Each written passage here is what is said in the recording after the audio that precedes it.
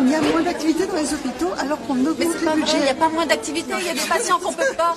Non mais c'est les chiffres que vous donnez la ministre. Mais les budgets sont en hausse. Les budgets sont en hausse. Il n'y aura pas d'économie sur l'hôpital dans ce quinquennat, je vous rassure.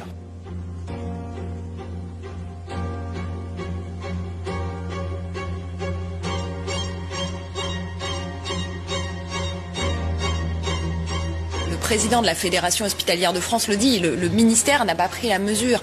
Les soignants de Marseille témoignent qui se volent des brancards entre services parce qu'ils n'en ont plus.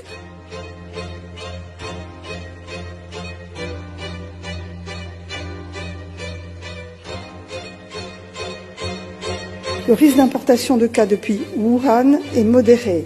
Il est maintenant pratiquement nul et les risques de propagation du virus dans la population sont très faibles. Aujourd'hui en France, on ne doit pas avoir peur, en tout cas pas de ce nouveau coronavirus. Nous avons des dizaines de millions de masques en stock. En cas d'épidémie, ce sont des choses qui sont d'ores et déjà programmées. Eh bien moi je crois qu'il n'y a pas de raison de s'inquiéter outre mesure et qu'au fond, la meilleure manière de rassurer les gens, c'est de les informer tout simplement. Ce sont les Chinois qui manquent de masques et pas les Français. Absolument. Exactement. Moi je pense qu'avoir autorisé le match Lyon-Turin, c'est une bonne chose. Mais Sabrina, encore une fois, rassurez-vous, ce n'est qu'une grosse grippe pour l'instant. Personne n'a besoin de porter un masque si un médecin ne vous demande pas d'en porter un. Coronavirus n'égale pas mort. Là, le coronavirus, c'est une grippe.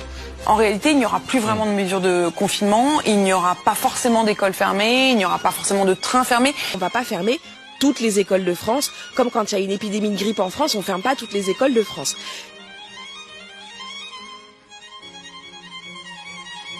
Bon, c'est un virus de plus, c'est, on le dit souvent, c'est une forme de grippe. Est-ce qu'il est envisageable qu'on ferme toutes les écoles de France?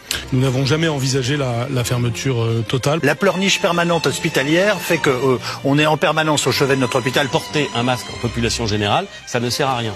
Il y a une tension, il n'y a pas une pénurie. Nous disposons à ce jour d'un stock d'État de 86 millions de masques.